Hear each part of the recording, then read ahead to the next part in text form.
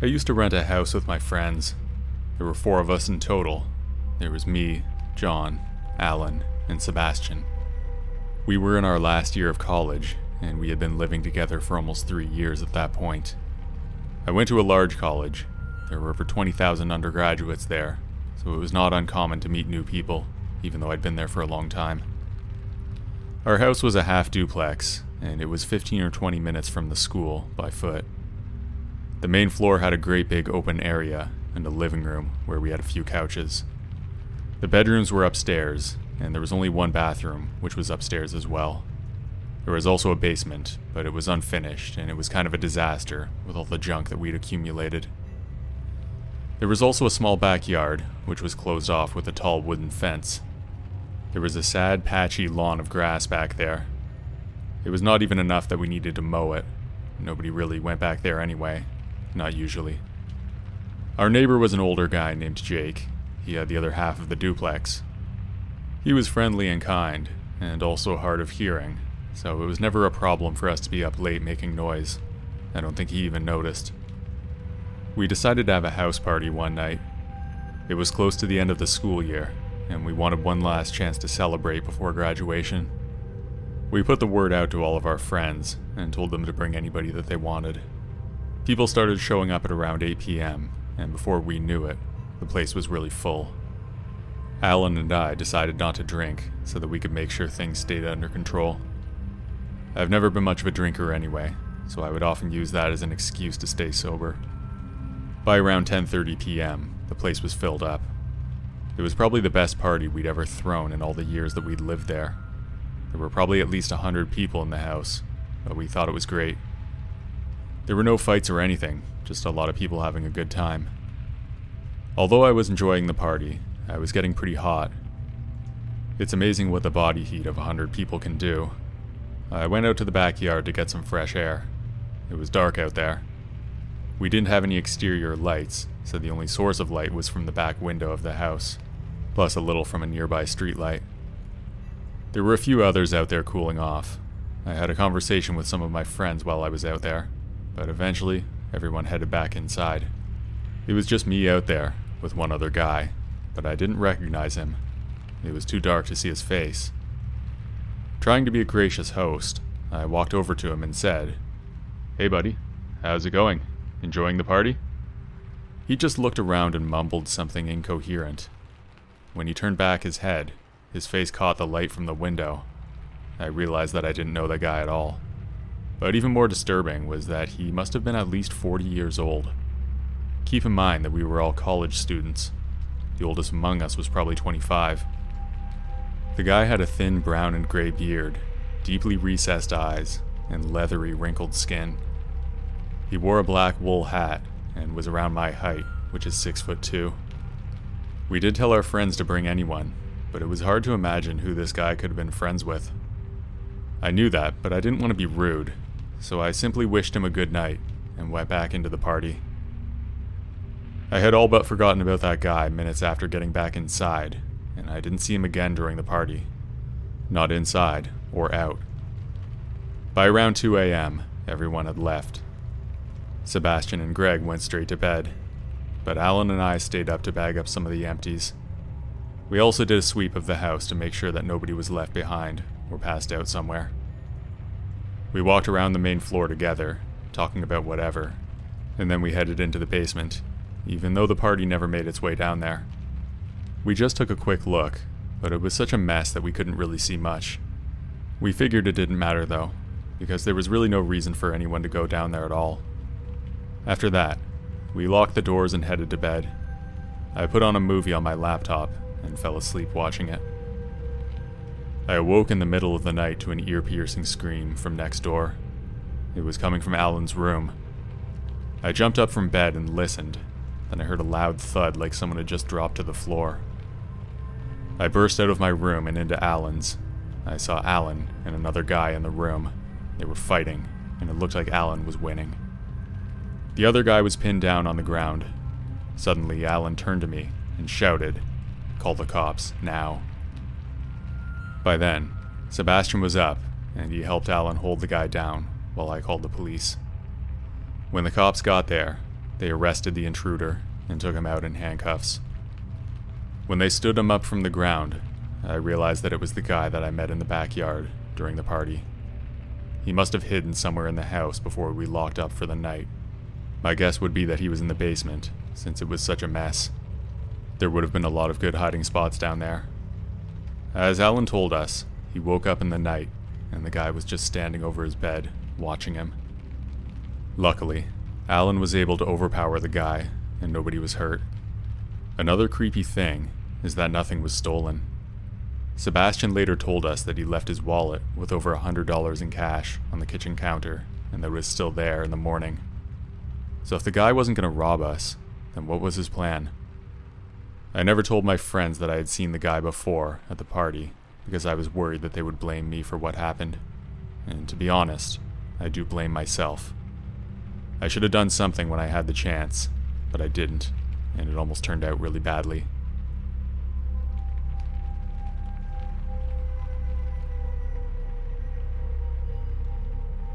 I'm a 19-year-old woman who lives in a fairly small town in West Midlands, England. I won't say which town because I'm afraid somebody might actually find out where this story takes place. During the Christmas holidays in 2022, one of my good friends named Charlie, who I've known for a decade now, texted me one day to invite me to a party that would be taking place at her house. The whole house was free because her parents were away for a couple of days at a family member's place. This wasn't meant to be a Christmas party or anything. It was just one of those rare parties that you can have when your parents are gone for a bit. The day after she invited me, the party started at around 5 p.m. It was already dark outside because it was winter. When I got there, literally at the start of the party, the house was filled with lots of people. They were mostly young teenagers and people I didn't even know. I later found out that Charlie didn't know most of them, because most of them were friends of friends. They were also at the party because Charlie told everyone to bring as many friends as they wanted. Even though there were all these strangers everywhere, it seemed like she didn't mind. There was a lot going on in that place. Most people were already super drunk, just an hour after the party started. Everyone was dancing and shouting, and just having a good time. Some people, however, seemed really inappropriate, and some fights did break out throughout the night. Me, Charlie, and another good friend, Olivia, just sat on the sofa in the living room. We ate food and drank too, but I made sure not to drink too much because I didn't want to get drunk, especially in a place like this with people I didn't know. A few hours into the party, I was still in the same spot. I looked over to the left of the room and past a few of the people standing around. I saw a guy sitting on a chair on the other side of the room, just staring at me. As soon as he realized that I saw him looking at me, this big disturbing smile appeared on his face. He continued to stare. He gave me this strange wave by wiggling his fingers, and then he simply stood up and walked away to a different room while still staring at me. I was weirded out by this, but I also thought to myself, well, maybe it's someone I know, but don't recognize. Because after all, I didn't see his face that well, and his hat created a shadow over most of his face. His hat was this blue Cookie Monster bucket hat. He was also wearing pink and white baggy bottoms, and a fluffy white hoodie with cute teddy bears all over it.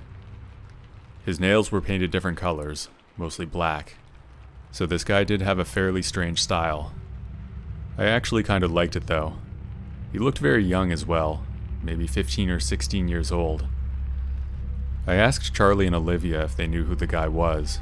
I'll just call him Cookie Hat Guy, and they both said no.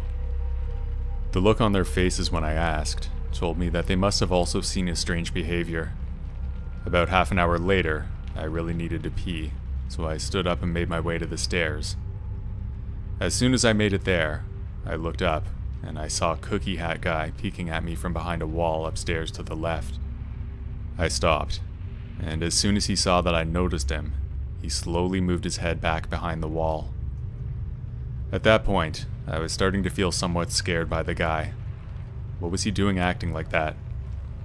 At that point, I was considering whether I should actually go upstairs or not, but I desperately needed to use the bathroom, so I slowly made my way up there. The bathroom was on the right, which was away from that creep. As soon as I got upstairs, I rushed into the bathroom and locked myself in. As I was sitting on the toilet, I saw two separate shadows appear in the light at the bottom of the door. I assumed that it was somebody's feet making those shadows. Someone must have been standing right outside the bathroom door. As I was sitting there, some person was just standing there, not doing anything. There was no knocking, and nobody tried to open the door. They were just standing there. After about a minute of this, the person hadn't moved. I started hearing a strange sound on the bathroom door. It was like this person was drumming their fingers on the outside of the door. After a few seconds of that, the person began scratching on the door with their nails. At this point, I realized that the person was most likely that creep, the cookie hat guy, trying to scare me or something. It was really weird, and I didn't know what to do, so I simply said, "There's someone in here." I was hoping to make the person realize that somebody was in the bathroom and to make them leave. As soon as I said that, the noises stopped. Then I saw a bigger shadow appear in the light at the bottom of the door, and I started to hear a sniffing sound. That made me realize that the shadow was now somebody's head on the floor. Then I saw somebody slide their fingers inside the room through the gap at the bottom of the door. The person's fingers had black and blue nails painted, confirming my suspicion that it was the cookie hat guy. He was being a complete weirdo, and I was so confused about what I was looking at that I just sat there for a while, staring. Then I kind of broke out of it and loudly said, "What are you doing?" That caused the guy to stop sniffing, and he slowly pulled his hand out from underneath the door. Then this guy went back to just standing there in the middle of the doorway, not doing anything. The light in the hallway disappeared, probably because he turned off the lights. I could not see his shadow anymore. Then he started to laugh creepily for a few seconds. I was scared, and I wanted to text my friend to come up here. Then I realized that I'd left my phone downstairs. I wanted to shout for my friends to get up here, but I knew she wouldn't hear me since it was loud downstairs. After I was done doing my business, I wanted to go back to the party, but I was petrified because I didn't know if this guy was still standing there or not. After giving it a few minutes, I quickly opened the door, and what I saw disturbed me. Inside the room opposite from where I was standing, there was a bed in the corner, and the cookie hat guy was just laying down there by himself, in the fetal position. He was rocking back and forth, singing quietly to himself. About 3 seconds later, he just stopped singing and looked up at me. Then he quickly grabbed the blanket and pulled it up to his nose, and his eyes went wide. I quickly rushed downstairs back to my friends. I was in shock a little bit. Charlie and Olivia immediately realized that something was wrong. They asked me what happened, and I explained everything. They were also weirded out and confused like I was, and Charlie decided to go upstairs and confront the guy. When she came back down to us, she said she went into the room where he was. She found him hiding in the closet. He was drawing some kind of strange childlike drawings on a piece of paper. She told him to leave the house, and after giving her a strange smile, he stood up and walked out of the room. After a few minutes, Olivia and I started walking into the kitchen to get some more food from the fridge. As soon as I stepped inside, I could not believe what I saw. I saw the cookie hat guy acting like a completely normal person. He was just standing there having a laugh and joking around with some other guys. He was very well spoken and seemed very smart. I was so confused because the way he was acting upstairs was completely different. And now he was down here where people were, being a completely different person. He didn't notice me because of how loud it was, and because of how many people were there, crowded into the room. I got some food and went back into the living room. I was thinking to myself, now that this guy's being so normal, I wanted to go in and ask him why he was acting so weird before. Maybe it was just like a stupid prank, but for some reason, I didn't feel comfortable going up to him. At around 2 a.m., when the party started to calm down, I started to get tired myself, and I went upstairs to the guest room to get some sleep. I fell asleep, but I was woken up by someone touching me. When I finally realized what was going on, I saw the cookie hat guy slowly brushing his hand through my hair. I jumped up and began to scream, and then he started to run downstairs. I heard the sliding door in the kitchen leading outside open and shut. Charlie, as well as other people in the house, heard me screaming and rushed into my room. They asked what was going on, but I was literally speechless and shaking with fear. I begged Charlie to call me an Uber to drive me home. I really wanted to get away from this weird situation. I couldn't get an Uber myself because my phone was dead. Charlie agreed, and a few minutes later, my Uber arrived. Olivia wanted to come home with me for moral support, so we left together. As soon as the car started to move, it drove past a few trees, and with the window open, I heard somebody from outside saying something. It was like a really loud whisper. I looked out the window, and I saw the cookie hat guy peeking at us from behind a tree.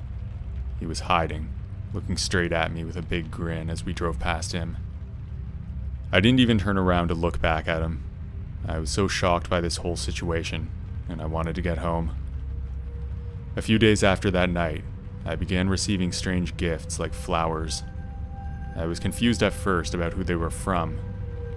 The fourth gift sent to me was the same Cookie Monster bucket hat that strange guy was wearing at the party. There was also a note saying, "Wear this whenever you go out, and we'll look like twinnies."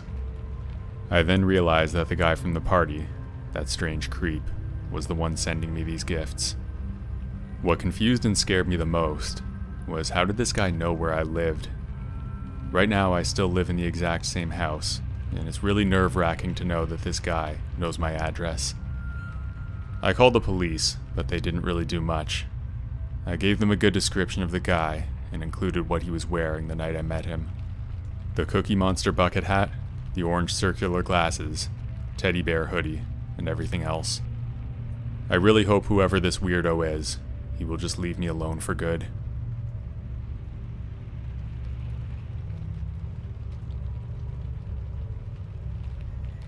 When I was in college, I would go to a lot of parties.